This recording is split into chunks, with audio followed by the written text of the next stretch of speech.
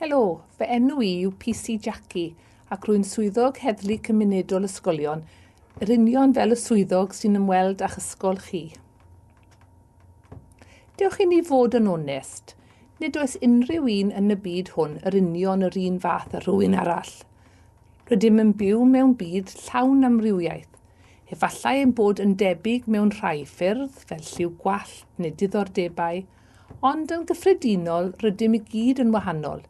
Dyna sy'n gwneud y byd yn le diddorol i fyw ynddo.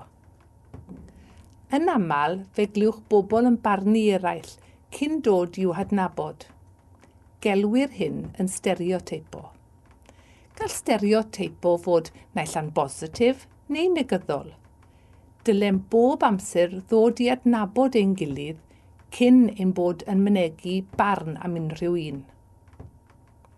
Weithiau mae pobl yn barnu eraill oherwydd eu hil, diwylliant, gallu, crefydd, oedran neu rhyw. Dylem ceisio deall y gwahaniaethau hyn a pharchu eraill yn y cymuned. Dylem feddwl cyn siarad a bod yn agored i amrywiaeth.